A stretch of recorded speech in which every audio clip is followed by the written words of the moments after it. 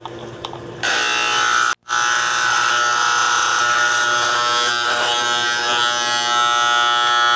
subukan na natin.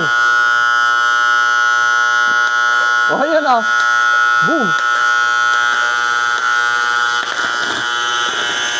Yan oh. Ha? Ha? Ha?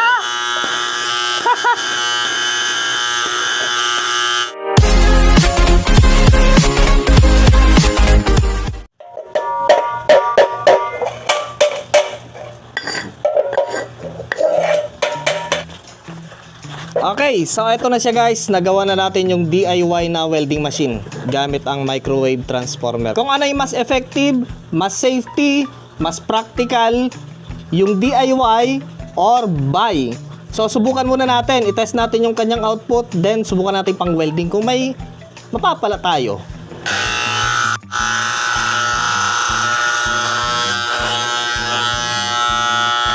So subukan na natin. Oh, yun oh. Boom. Yan oh. Ha? Ha? Ha?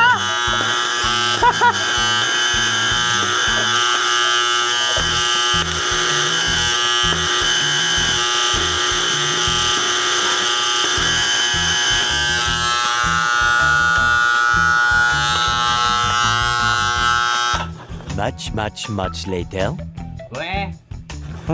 Ito yung ginamit ko. Si Predator na 250. Yun yung ginamit ko.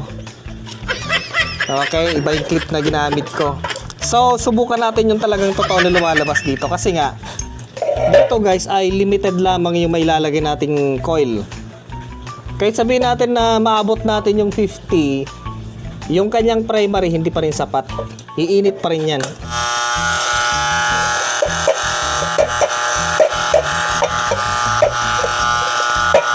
Yan oh.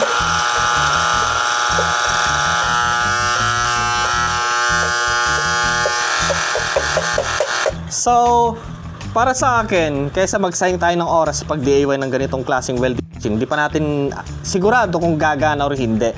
So, eto guys, may papakilala ko sa inyo na bagong product ni Predator. Eto si Predator 300 ampere 3-in-1 welding machine. So, ito guys ay inverter welding machine 3-in-1. So, pwede siya sa flux cord na 0.8 tapos 1.0 mm. Dalawa. Tapos, pwede pa siya sa MMA. At, eto yung maganda dito. Meron siyang VRD. So, matipid siya sa kuryente. Tapos, safety sa mga welder. Hindi tayo makukuryente sa kanyang output. Okay, buksan natin para makita natin yung laman sa loob ng box. Ayan. So, dito sa loob ng box, syempre, lapit natin. Meron siyang user manual. Tingnan natin. Meron siyang smoke glass. Ayan. Tapos, meron na siyang kasamang contact tip. Yung mga tawag dito, consumable. Meron siyang 0.8. Malamang meron na rin itong pre-install na 1.0 mm. Okay, balik natin. Tapos, ito yung kanyang MIG torch. Buksan natin. Inspect natin lahat. So, ito guys, oh, natatanggal yung kanyang, ito yung maganda pa sa, na to, MIG torch or MIG welding machine. So, ayan, natatanggal yung kanyang MIG wire. Okay? Yung kanyang assembly sa kanyang wire, natatanggal. Pati yung kanyang switch. Oh, ang lupit, di ba? Walang kakalat-kalat sa kanyang harapan. Parang ganito. So, natatanggal lahat. Kasi nga, pwede natin gamitin as MMA. Yan, may butas siya, oh. Dito papasok yung flux cord. Tapos, meron siyang switch. Tingnan natin kung may pre-installed na contact tip. Meron na. 1.0 mm. So, yun ang maganda dito. Okay.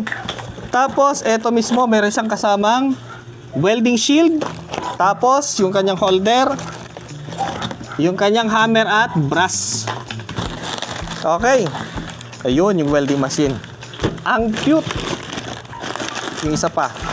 Oh, eto yung maganda dito. Tatlo na.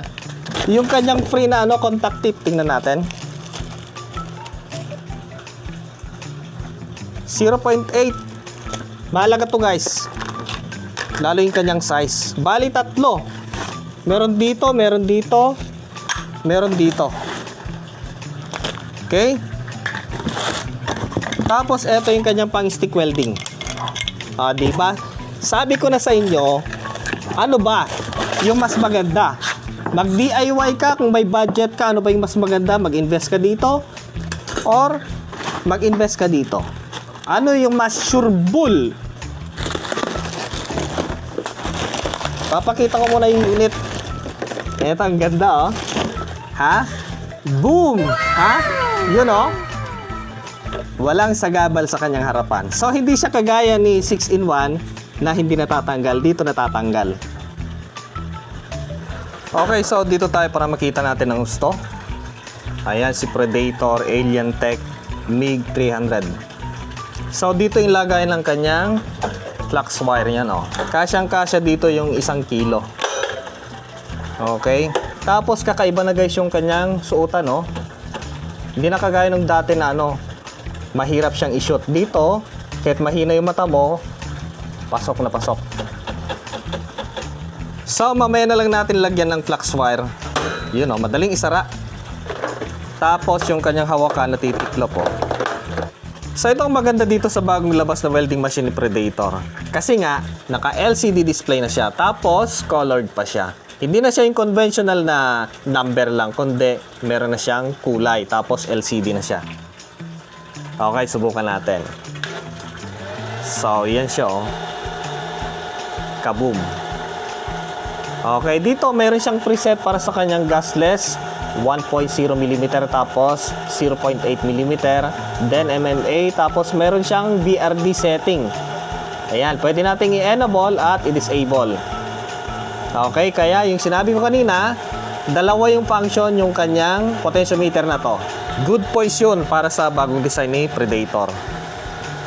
Okay, tapos dito, yung kanyang negative at yung kanyang positive output. Ayan, tapos meron siyang butas sa ilalim, yung daanan ng flux wire. Dito ilalagay yung kanyang cord para sa kanyang MIG Torx. Tapos yung kanyang switch, tapos yung kanyang ground clamp. Tapos sa likod, yung kanyang switch, tapos yung kanyang power cord, tapos yung kanyang blower. Yun, no? So, unahin natin yung function niya na stick welding kasi nga, eto ay meron siyang VRD or Voltage Reduction Device. So, matipid sa kuryente, tapos safety yung gagamit.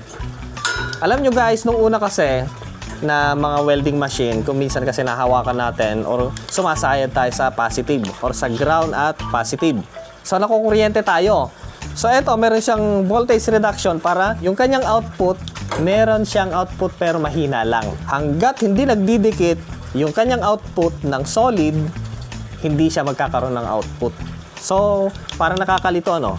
So, pag on natin sa kanya, typical na kagaya din lang ng ibang welding machine, meron siyang output kagad.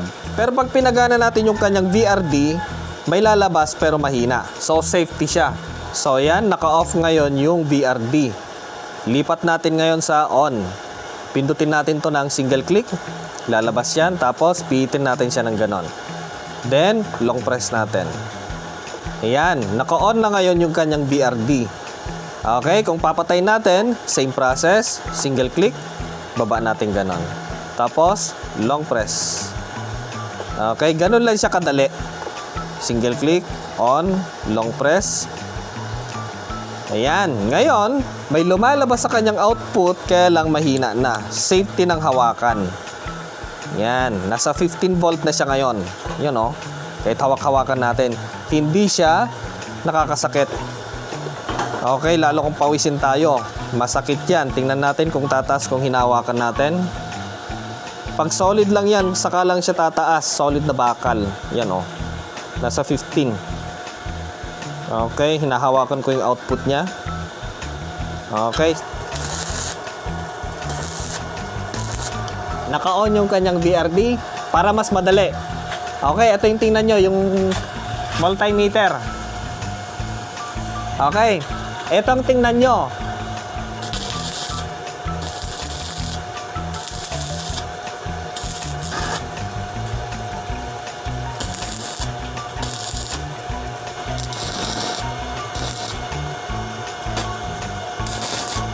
Ganon siya gumagana guys, na kung kailan lang natin kailangan yung kanyang output, saka lang siya lalabas ng malakas.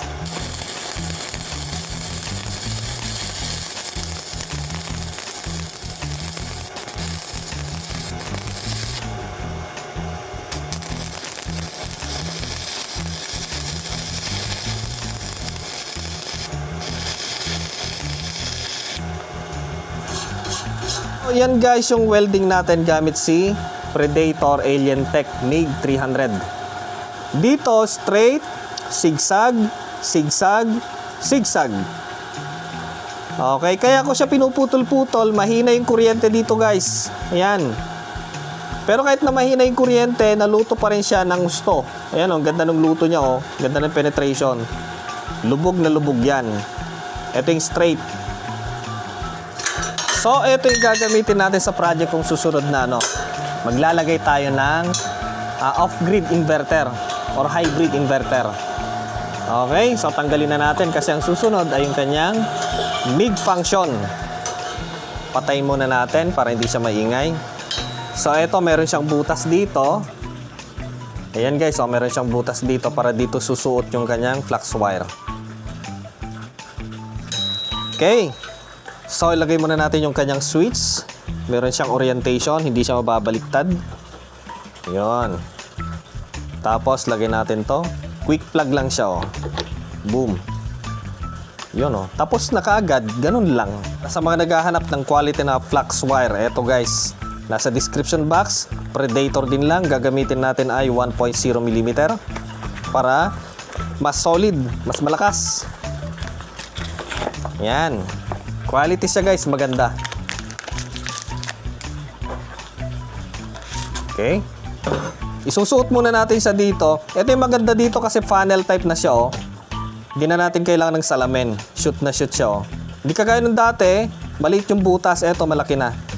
Para siyang imbudo oh. Yun oh. Isang nagustuhan ko kasi sa mga MIG welding machine, hindi basta-basta nakakabutas ng mga bakal kagaya ng mga tubular, yung mga ganito, CPAR links. Okay, subukan natin siya. Yun oh.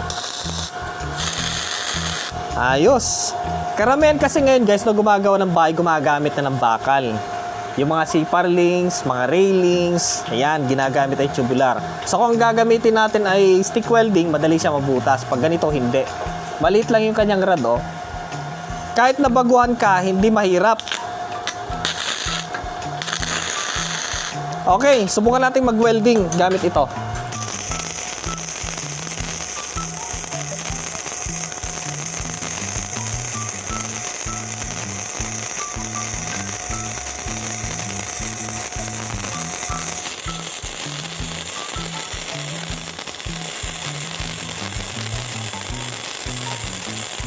Yan. Gamit ang 1.0 mm na flux cord.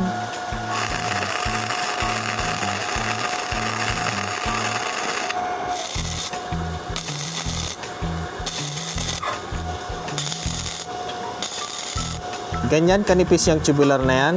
Halos ngayon guys, puro tubular na ginagamit natin. Ang setting ko dyan, 90 ampere. Okay. Yun oh. So hindi siya basta-basta nabubutas. Tapos dito, sinubukan ko sa straight. Ayan, kung tutusin nga, masyado pang malakas yung 90. Pero dito, same, 90 ampere. Okay? Ang tanong ngayon, magdi-DIY ka pa rin ba yung ganito? Alam nyo guys, ngayon, ang mumura na ng mga welding machine tapos ang gaganda pa yung ganito. Diba? Ang presyo lang guys nito, available sa Lazada at Shopee. Nasa description box, pindutin nyo lang title, nandun yung mga link. Ang price po nito sa Lazada at Shopee, nasa 4,399 pesos. So para sa mga interested naman sa 3-in-1, eto, pang PIG, Pulse at MMA. So ito guys, napaka-solid si Predator Pulse X. Ayan, sa mga mahilig mag-TIG, tigidig. Okay. Ang presyo po nito guys sa Lazada at Shopee nasa description din lang. Puntahan nyo na lang, nasa 9,998 pesos. Alam nyo guys, itong mga MIG welding machine ngayon, napakadaling gamitin. Hindi mo na kailangang maging well-trained na technician or welder para gamitin lang siya. Napakadali. Kahit hindi ka well-trained, hindi ka marunong mag-welding, kung may nababaklas sa sasakyan mo, sa kolong-kolong mo, sa tricycle mo. Tricycle. Okay, maraming salamat. Ingat-ingat. Bye-bye muna.